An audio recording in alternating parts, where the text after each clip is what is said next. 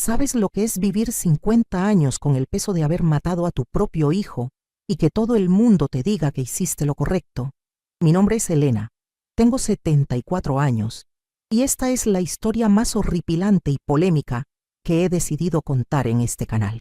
Una historia que me ha perseguido cada noche desde hace medio siglo, que me ha robado el sueño y la paz, pero que tal vez, solo tal vez, necesitas escuchar para entender que la línea entre el bien y el mal es más delgada de lo que crees. Era 1974. Yo tenía 24 años y acababa de dar a luz a mi segundo hijo, un bebé hermoso que nació con una condición que los médicos llamaban incompatible con la vida. Pero nadie te prepara para lo que significa eso realmente. Nadie te dice que vas a escuchar a tu hijo llorar de dolor durante horas, que vas a ver cómo su pequeño cuerpo se retuerce en agonía, que vas a rogarle a Dios que se lo lleve porque no puedes soportar verlo sufrir más. Mi esposo Ricardo trabajaba en una fábrica y llegaba a casa agotado, con las manos manchadas de grasa y los ojos vacíos. Mi hija mayor, Sofía, de apenas 3 años, preguntaba constantemente por qué su hermanito lloraba tanto, por qué mamá siempre estaba triste, por qué papá ya no jugaba con ella. La casa se había convertido en un mausoleo de susurros y lamentos. Los médicos fueron claros desde el principio. Señora Elena, su hijo no vivirá más de 6 meses. Su cerebro no está completamente desarrollado, sus pulmones son débiles y el dolor será constante. El doctor Mendoza, un hombre mayor con ojos bondadosos pero cansados, me miraba con esa expresión que los médicos reservan para las tragedias sin solución. No hay nada más que podamos hacer, solo mantenerlo cómodo. Cómodo. ¿Cómo puede estar cómodo un bebé que convulsiona cada 2 horas? ¿Cómo puede estar cómodo cuando los medicamentos apenas logran calmar su llanto por unos minutos? Mi hijo pesaba cada vez menos. Su piel se había vuelto traslúcida y yo podía ver cada costilla, cada vena azul bajo esa piel que parecía papel de seda. Las noches eran lo peor. Me quedaba despierta escuchando su respiración entrecortada, contando los segundos entre cada gemido de dolor. Ricardo se había mudado al sofá porque no podía soportar el sonido, y yo no lo culpaba. Había momentos en que yo tampoco podía soportarlo. Fue la señora Carmen, mi vecina de al lado, quien primero plantó la semilla. Elena, querida, me dijo un día mientras colgábamos la ropa en el patio, a veces Dios necesita una pequeña ayuda para llevarse a los que ya no pueden seguir sufriendo. Sus palabras se quedaron grabadas en mi mente como hierro caliente. Carmen había perdido a su propio hijo años atrás, en circunstancias que nunca quedaron del todo claras, pero que todo el barrio susurraba en voz baja. Mi suegra, doña Esperanza, una mujer religiosa y estricta, tenía una opinión completamente diferente. El sufrimiento es la cruz que Dios nos da para purificar nuestras almas, decía mientras sostenía su rosario con manos temblorosas. No podemos cuestionar sus designios, Elena. Ese niño tiene un propósito, aunque no lo entendamos. Pero había algo en sus ojos, una sombra, una duda que no coincidía con sus palabras piadosas. Y yo comencé a preguntarme, ¿realmente creía lo que decía? ¿O era solo lo que se suponía que debía decir? Durante esas largas noches de vigilia, empecé a notar cosas extrañas. El doctor Mendoza visitaba la casa con más frecuencia de la normal para un médico de hospital público. Siempre venía solo, nunca con enfermeras, y se quedaba más tiempo del necesario. Sus conversaciones con Ricardo eran susurradas, urgentes, y siempre terminaban cuando yo entraba a la habitación.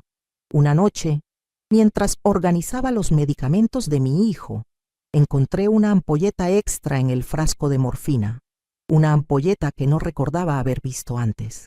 Cuando le pregunté a Ricardo al respecto, se puso pálido y balbuceó algo sobre que el doctor había dejado medicamento extra por si acaso, pero sus ojos no pudieron sostener mi mirada. Mi hermana Lucía, que vivía en la capital, llegó de visita una semana antes de que todo cambiara para siempre. Era enfermera en un hospital grande y había visto casos similares. Elena, me dijo mientras preparábamos café en la cocina, he visto bebés como tu hijo. He visto cómo sufren y he visto cómo, a veces, la naturaleza es más misericordiosa de lo que esperamos. Sus palabras tenían un peso que no pude ignorar. Lucía no era una mujer dramática ni emocional. Era práctica, directa, y había dedicado su vida a cuidar a los enfermos.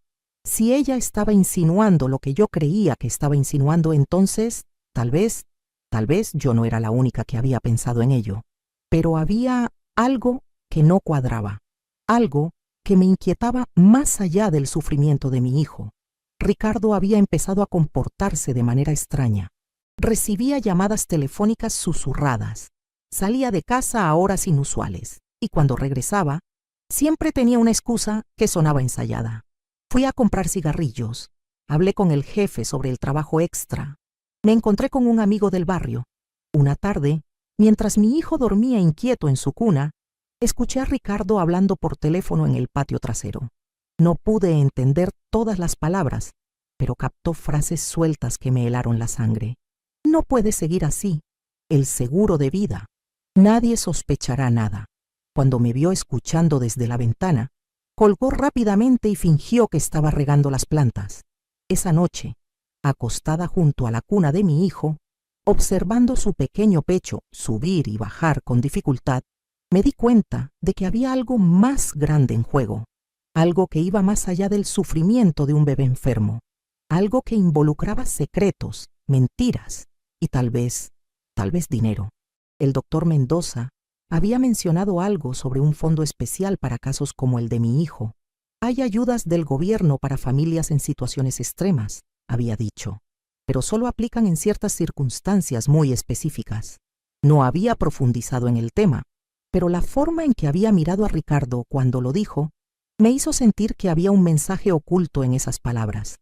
Y entonces llegó esa noche, la noche que cambiaría todo para siempre, la noche en que descubriría que hay decisiones que pueden parecer correctas en un momento, pero que te perseguirán por el resto de tu vida, la noche en que aprendería que a veces, cuando crees que estás salvando a alguien del sufrimiento, en realidad estás cayendo en una trampa que otros han tendido cuidadosamente a tu alrededor. Porque lo que pasó esa noche no fue solo una madre desesperada tomando una decisión imposible. Fue algo mucho más siniestro, algo que me tomaría décadas descifrar completamente. Y cuando finalmente entendí la verdad, ya era demasiado tarde para cambiar nada. Solo me quedaba vivir con el peso de lo que había hecho y preguntarme cada día si realmente había sido yo quien tomó esa decisión, o si había sido simplemente una pieza más en el juego de alguien más. Era una noche de lluvia torrencial cuando mi mundo se desplomó para siempre. El 15 de marzo de 1974, una fecha que tengo grabada en el alma como una cicatriz que nunca sana. Mi bebé había estado llorando durante 6 horas consecutivas. Un llanto que no era normal, que sonaba como si algo dentro de él se estuviera rompiendo poco a poco. Los medicamentos ya no funcionaban, y yo había llegado al límite de lo que un ser humano puede soportar. Ricardo había salido nuevamente con la excusa de buscar un médico de guardia, pero ya eran las 2 de la madrugada y no regresaba. Sofía se había quedado dormida en el sofá de la sala, agotada por tanto llanto y tensión. Yo estaba sola con mi hijo, en esa habitación que olía a medicinas y desesperanza. Fue entonces cuando sonó el teléfono. Una voz de mujer que no reconocí, susurrante, casi fantasmal. Elena, sé lo que estás pasando. Sé lo que estás pensando. No tienes que seguir sufriendo. Antes de que pudiera responder, la línea se cortó. Mis manos temblaban mientras colgaba el auricular. ¿Quién era? ¿Cómo sabía lo que yo estaba pensando? Regresé a la habitación del bebé y lo que vi me destrozó el corazón. Mi hijo tenía los ojos abiertos, fijos en el techo, y su respiración era tan laboriosa que parecía que se estaba ahogando en su propio cuerpo. Sus pequeñas manos se cerraban en puños apretados, y de su boca salía una espuma rosada que me hizo entender que estaba sufriendo más de lo que yo había imaginado.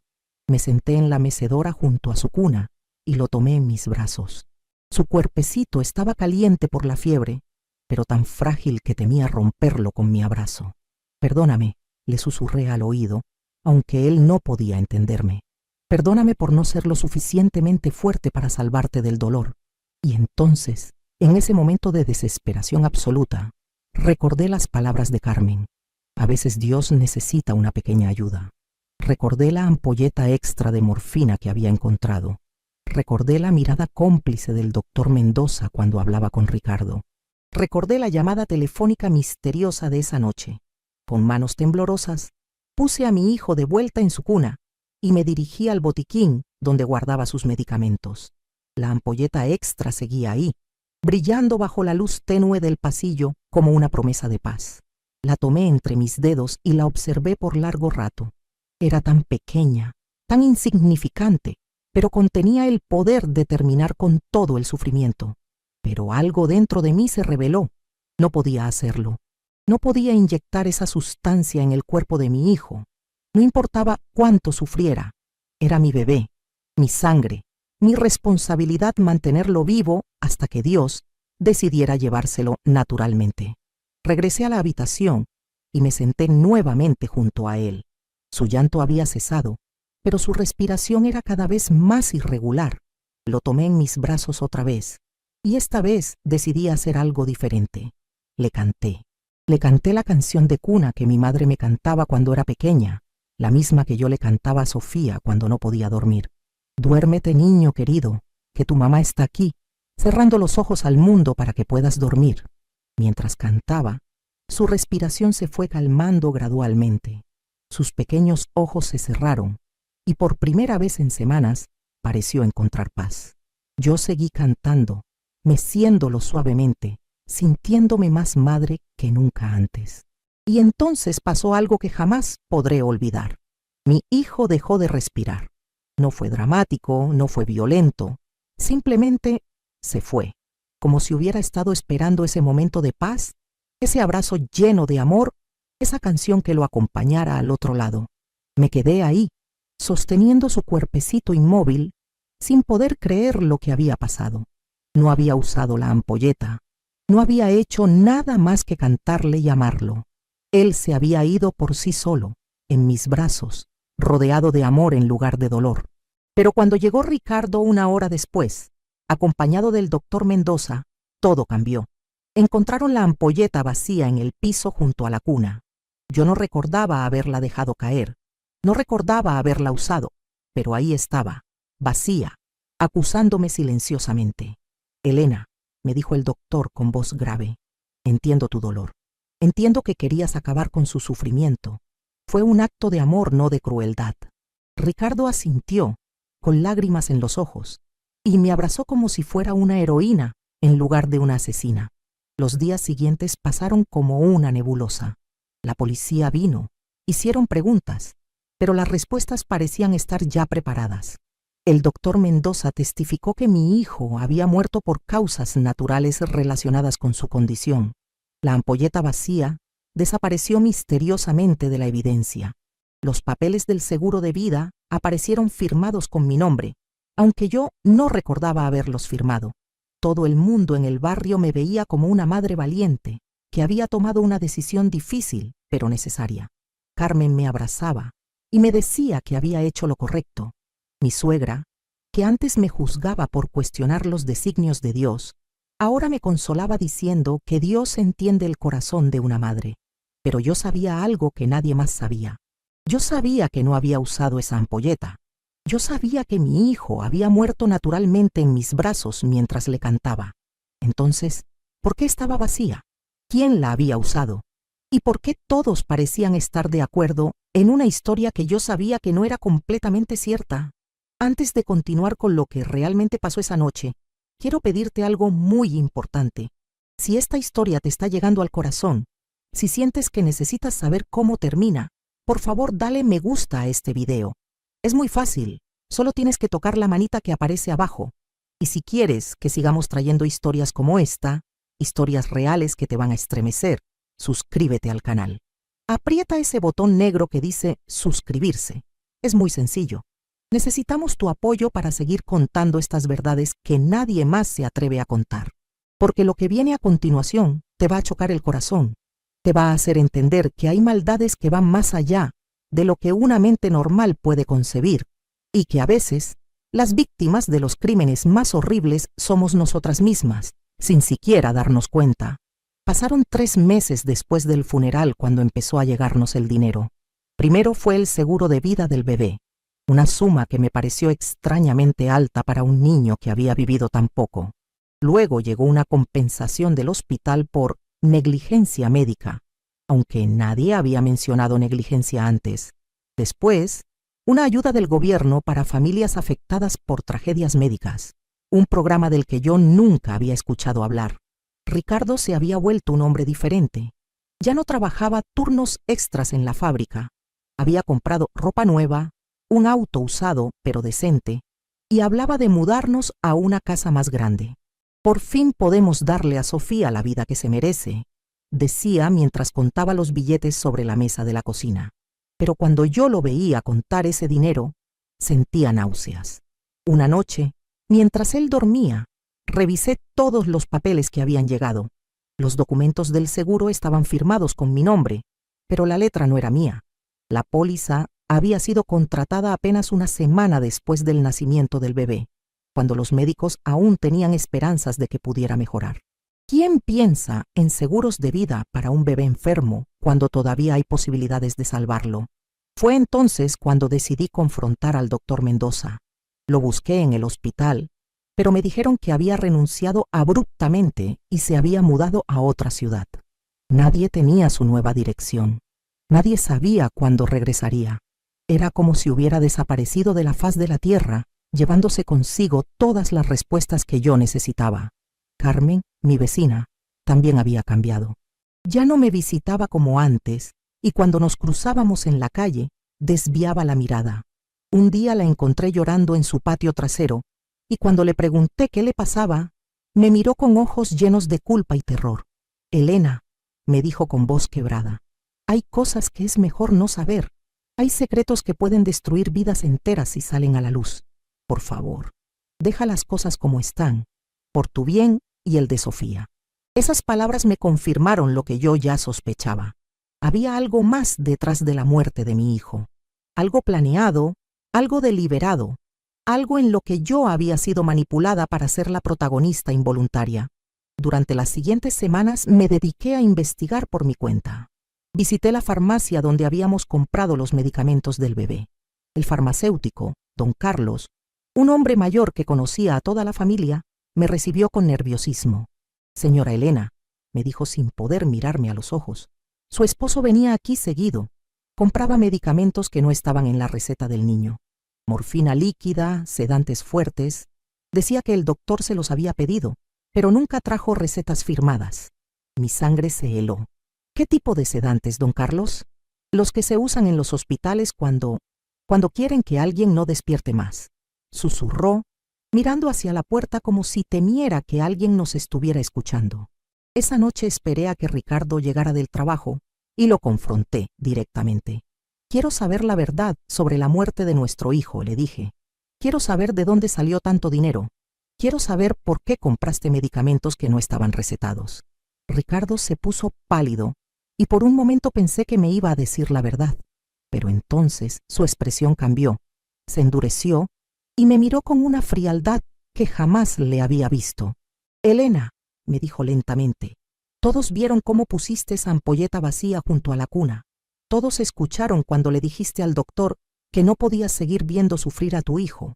Todos saben que tú fuiste quien decidió terminar con su agonía. Si empiezas a hacer preguntas, si empiezas a remover este asunto, ¿qué crees que va a pensar la gente? ¿Qué crees que va a pensar la policía?» Era una amenaza clara.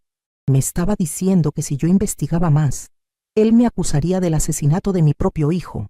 Y lo peor de todo era que él tenía razón. Todos habían visto la ampolleta vacía. Todos creían que yo había tomado esa decisión terrible pero comprensible.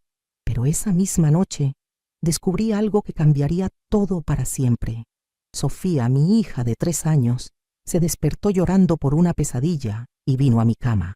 Mientras la consolaba, empezó a hablar como solo pueden hacerlo los niños pequeños, sin filtros, sin mentiras.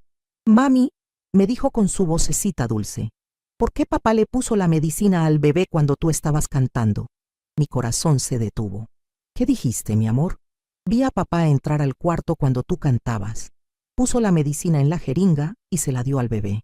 Después dejó el frasquito en el piso y se fue. Yo me hice la dormida porque pensé que era un secreto. En ese momento entendí todo. Ricardo había esperado a que yo estuviera distraída cantándole a nuestro hijo. Había usado la morfina líquida mientras yo creía que mi bebé se estaba muriendo naturalmente en mis brazos. Había dejado la ampolleta vacía para que pareciera que yo había sido quien la había usado, y había preparado toda la historia de antemano, con la complicidad del doctor Mendoza y quién sabe cuántas personas más. Mi hijo no había muerto por su enfermedad esa noche. Mi hijo había sido asesinado por su propio padre mientras yo le cantaba una canción de cuna, creyendo que estaba acompañándolo en sus últimos momentos naturales. Y yo había cargado con la culpa durante todos esos meses, creyendo que de alguna manera había sido responsable de su muerte. Pero aún quedaba la pregunta más importante. ¿Por qué? ¿Por qué Ricardo había matado a nuestro hijo? ¿Por dinero solamente? ¿O había algo más, algo aún más siniestro que yo no había descubierto todavía? La respuesta llegaría de la forma más inesperada, de la persona menos imaginable, y me haría entender que toda mi vida había sido una mentira cuidadosamente construida. Una mentira que involucraba no solo la muerte de mi bebé, sino secretos que se remontaban a mucho antes de que él naciera. Porque cuando finalmente descubrí toda la verdad, me di cuenta de que yo no había sido solo una víctima inocente, manipulada por las circunstancias. Había algo en mi propio pasado, algo que yo había olvidado o elegido ignorar, que había puesto en marcha toda esta pesadilla. Y esa revelación me obligaría a enfrentar la pregunta más terrible de todas. ¿Hasta qué punto era yo realmente inocente en todo esto? La verdad llegó de la boca de mi propia suegra 3 semanas después de mi conversación con Sofía. Doña Esperanza apareció en mi puerta una tarde, pero esta vez no traía su rosario ni sus palabras piadosas. Traía una caja de cartón vieja y una expresión en el rostro que jamás le había visto, una mezcla de dolor, culpa y algo que parecía alivio. «Elena», me dijo con voz temblorosa, «es hora de que sepas quién eres realmente. Es hora de que sepas por qué tu hijo tenía que morir». Se sentó en la mesa de mi cocina y abrió la caja.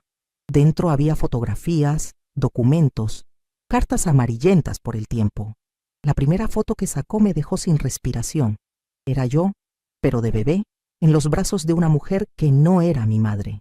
«Tu verdadero nombre es Elena Vázquez», me dijo doña Esperanza, mientras sus manos arrugadas temblaban. «Eres hija de Miranda Vázquez, la mujer que mató a mi hermano mayor hace 30 años, la mujer que le quitó la vida al hombre que yo más amaba en este mundo». El suelo se movió bajo mis pies. Miranda Vázquez. Ese nombre me sonaba familiar, pero como un eco lejano, como algo que había escuchado en pesadillas que creía haber olvidado. «Pero eso es imposible», balbuceé. «Mis padres murieron en un accidente cuando yo tenía 2 años. La familia Morales me adoptó. Ellos me criaron, ellos...» «¡Mentiras!», gritó doña Esperanza con una furia que nunca le había conocido. «La familia Morales eran nuestros compadres. Nosotros les pedimos que te adoptaran. Nosotros les dijimos que te cambiaran el apellido, que te ocultaran la verdad. Pero nunca olvidamos quién eras realmente». Sacó más documentos de la caja. Certificados de nacimiento, reportes policiales, recortes de periódicos.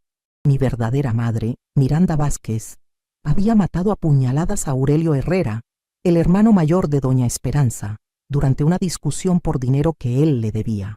Había sido condenada a 20 años de prisión, pero había muerto en la cárcel cuando yo tenía 4 años. «Cuando Ricardo te conoció, yo le conté toda la verdad», continuó doña Esperanza. «Le dije que te estaba cortejando a la hija de una asesina. Le dije que la sangre maldita corre por tus venas, que tarde o temprano saldrían los instintos violentos de tu madre.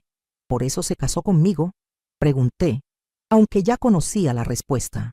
«Se casó contigo por venganza, Elena, para hacerte sufrir como sufrimos nosotros cuando Miranda nos quitó a Aurelio, pero también porque sabía que podía controlarte, manipularte. Sabía que si alguna vez tenías hijos, él tendría el poder de quitártelos, como tu madre nos quitó a nuestro hermano». Las piezas del rompecabezas comenzaron a encajar de la manera más horrible. El bebé enfermo no había sido una tragedia accidental. Ricardo había estado planeando su muerte desde antes de que naciera. Había contratado el seguro de vida conociendo el diagnóstico. Había arreglado todo con el doctor Mendoza, quien probablemente necesitaba dinero o tenía sus propios secretos que ocultar. Pero había un problema, continuó doña Esperanza, y por primera vez desde que había empezado a hablar, sus ojos mostraron algo parecido al arrepentimiento. El niño se estaba muriendo muy lento. Los seguros tienen cláusulas complicadas cuando se trata de enfermedades preexistentes. Ricardo necesitaba que pareciera que el bebé había muerto por una decisión médica, no por causas naturales. Por eso la ampolleta vacía, susurré, entendiendo finalmente el plan completo. Por eso la ampolleta vacía. Por eso todos los testigos que confirmaron tu confesión. Por eso el doctor que desapareció después de darte el certificado de defunción. Todo estaba planeado para que tú cargaras con la culpa del asesinato, pero que nunca fueras a la cárcel por ello. Me quedé en silencio durante largo rato, procesando la magnitud de la traición. Mi esposo no solo había matado a nuestro hijo, sino que había construido toda una vida falsa a mi alrededor, esperando el momento perfecto para ejecutar su venganza. Y su propia madre había sido cómplice de todo. ¿Por qué me lo dices ahora?, le pregunté. ¿Por qué después de tantos meses? Doña Esperanza cerró los ojos, y cuando los abrió, vi lágrimas que creía que una mujer tan dura era incapaz de derramar.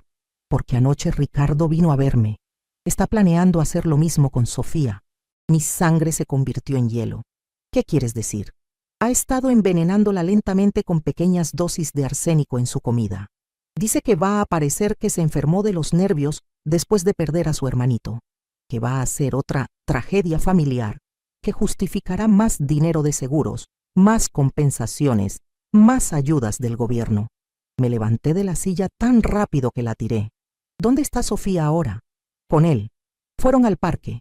Elena, tienes que entender algo. Mi hijo está loco.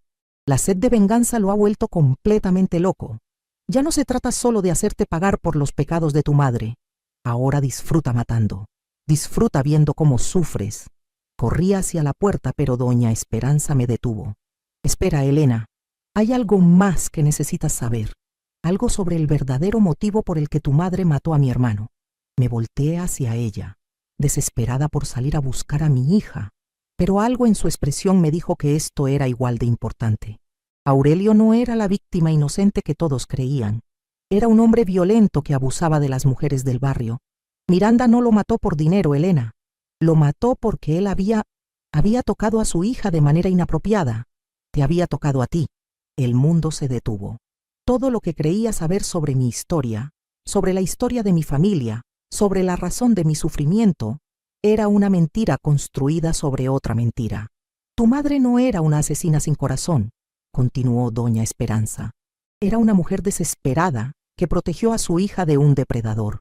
Pero nosotros la pintamos como un monstruo, porque no podíamos aceptar la verdad sobre lo que Aurelio realmente era.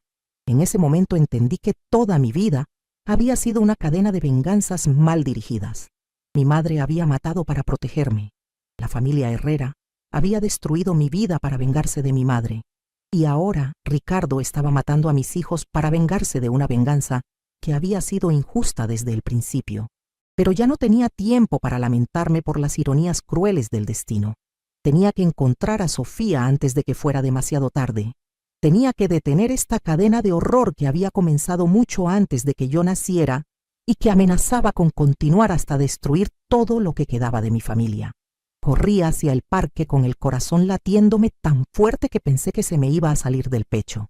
Pero cuando llegué, lo que vi me hizo entender que tal vez ya era demasiado tarde, y que la decisión que estaba a punto de tomar me convertiría en algo que jamás pensé que podría ser, porque a veces, para salvar a los que amas, tienes que convertirte en aquello que más odias. Y esa noche, yo iba a descubrir de qué era realmente capaz una madre desesperada con la sangre de Miranda Vázquez corriendo por sus venas. Cuando llegué al parque, los encontré sentados en el banco donde Ricardo siempre llevaba a Sofía a comer helado. Pero esta vez no había helado. Esta vez había un termo de chocolate caliente que mi hija estaba bebiendo con gusto, sin saber que cada sorbo podría ser veneno. «Sofía», grité corriendo hacia ellos, «no tomes eso». Ricardo se puso de pie con una sonrisa que me heló la sangre. Era la sonrisa de alguien que había estado esperando este momento, que lo había planeado exactamente así. «Hola, Elena», me dijo con calma. «Llegaste justo a tiempo para despedirte de nuestra hija». Sofía me miró confundida, con el termo todavía en sus pequeñas manos. «Mami, ¿por qué estás llorando?» «Papá me trajo chocolate caliente porque me sentía mal del estómago». Me acerqué lentamente, tratando de mantener la calma para no asustar a mi hija. «Sofía, mi amor, dame ese termo. Mamá quiere probarlo». Pero Ricardo se interpuso entre nosotras. «No creo que eso sea buena idea, Elena. Después de todo, tú ya tienes experiencia matando niños. ¿Para qué necesitas más práctica?» Sus palabras me golpearon como puñetazos, pero no podía permitir que me distrajera de mi objetivo, alejar a Sofía de ese chocolate envenenado. «Sé lo que estás haciendo, Ricardo», le dije mirándolo directamente a los ojos. «Sé lo del arsénico, sé lo del seguro de vida, sé todo lo que planeaste desde el principio». Su sonrisa se ensanchó. «¿Así? ¿Y qué vas a hacer al respecto? ¿Llamar a la policía? ¿Decirles que tu esposo está envenenando a tu hija? La misma policía que te vio matar a tu bebé hace 3 meses. Era cierto. No tenía pruebas de nada. Cualquier cosa que yo dijera sonaría como las acusaciones desesperadas de una mujer que había perdido la razón después de matar a su propio hijo. Ricardo lo había planeado todo perfectamente. «Papá, ¿por qué están peleando?», preguntó Sofía, y vi que sus labios ya estaban comenzando a ponerse pálidos. El veneno estaba haciendo efecto. «No estamos peleando, mi amor», mentí. «Solo estamos hablando. ¿Por qué no vienes con mami? Tenemos que ir a casa». «Sofía se queda conmigo», dijo Ricardo tomando a mi hija de la mano. «Tiene que terminar su chocolate. ¿Verdad, princesa?». Fue en ese momento cuando supe que las palabras no iban a servir, que las súplicas no iban a funcionar, que la única manera de salvar a mi hija era hacer lo que mi madre había hecho 30 años atrás, tomar la justicia en mis propias manos. En el suelo del parque había piedras grandes, pesadas, del tamaño perfecto para romper un cráneo. Mientras Ricardo seguía hablando, burlándose de mi impotencia, yo tomé una en mi mano derecha. «Elena», me dijo, «cuando Sofía muera esta noche, tú vas a ser la principal sospechosa otra vez, porque vas a ser tú quien la lleve al hospital. Vas a ser tú quien esté histérica, gritando que alguien envenenó a tu hija, y todos van a pensar que la madre que mató a un hijo por compasión, mató al segundo por locura». «¿Sabes qué, Ricardo?», le dije, mientras cerraba mis dedos alrededor de la piedra. «Tienes razón en algo. La sangre de mi madre sí corre por mis venas». Lo golpeé en la cabeza con toda la fuerza que tenía. El sonido fue horrible, como una sandía reventándose contra el pavimento. Ricardo se desplomó al suelo instantáneamente, con sangre brotando de su cráneo fracturado. Sofía gritó y dejó caer el termo, que se hizo pedazos contra el suelo derramando el chocolate envenenado. Me arrodillé junto a ella y la abracé mientras ella lloraba sin entender lo que acababa de pasar. «Está bien, mi amor», le susurré al oído. «Ya pasó todo. Mami te protegió, como mi mami me protegió a mí hace mucho tiempo». Revisé el pulso de Ricardo. Estaba muerto, completamente muerto, y por primera vez en meses me sentí en paz. Cuando llegó la policía 20 minutos después, les conté exactamente lo que había pasado. Les hablé del arsénico, de los seguros fraudulentos, de la muerte de mi bebé, de todo. Les mostré los documentos que doña Esperanza me había dado. Les di el nombre del farmacéutico que había vendido los medicamentos ilegales a Ricardo. Les expliqué cada detalle del plan de venganza que había durado décadas. Pero lo más importante que les dije fue esto. Sí, yo maté a mi esposo. Lo maté para salvar a mi hija. Lo maté porque era un asesino que había matado a mi bebé y estaba tratando de matar a mi niña. Y si tuviera que hacerlo de nuevo, lo haría sin dudarlo ni un segundo. El juicio fue rápido. Las evidencias eran abrumadoras. El arsénico en la sangre de Sofía, los documentos fraudulentos, el testimonio del farmacéutico, la confesión de doña Esperanza sobre toda la conspiración.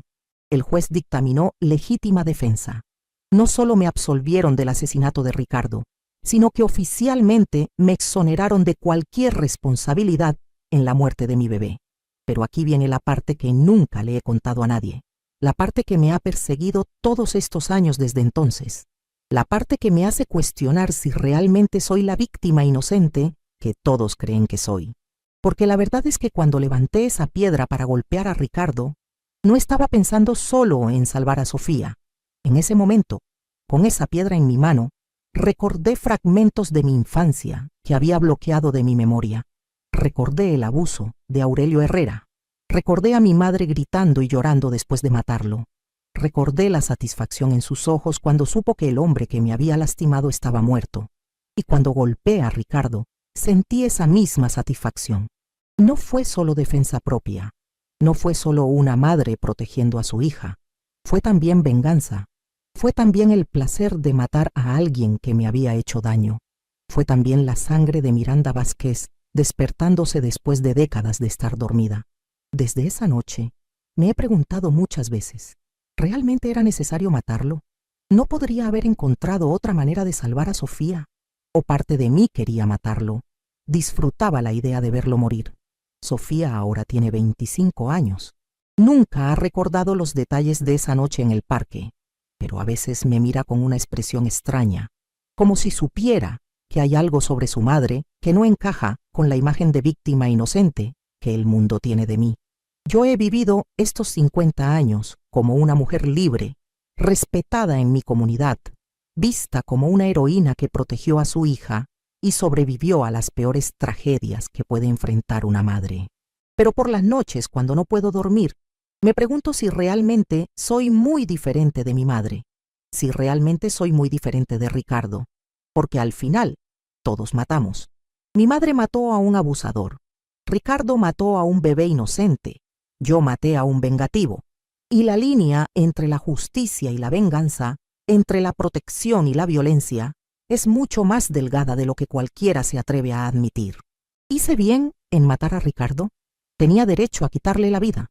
¿O simplemente usé la protección de mi hija como excusa para satisfacer los instintos violentos que heredé de mi madre? Esas son preguntas que te dejo a ti, que has escuchado mi historia completa. Porque después de todo, todos tenemos secretos. Todos tenemos momentos en los que hemos deseado que alguien desapareciera para siempre. La única diferencia entre tú y yo es que yo tuve la oportunidad de hacerlo realidad y la tomé. Si esta historia te ha conmovido, si te ha hecho pensar, si te ha llegado al corazón, por favor dale me gusta a este video. Toca esa manita que aparece abajo. Es muy fácil. Y si quieres seguir escuchando historias como esta, historias reales de mujeres como nosotras que hemos vivido tragedias y secretos, suscríbete al canal. Aprieta ese botón negro que dice suscribirse. Cuéntame en los comentarios, ¿crees que tuve razón en matar a Ricardo? ¿O crees que soy tan monstruosa como él? ¿Has vivido alguna traición similar? ¿Tienes alguna historia que quieras que contemos aquí?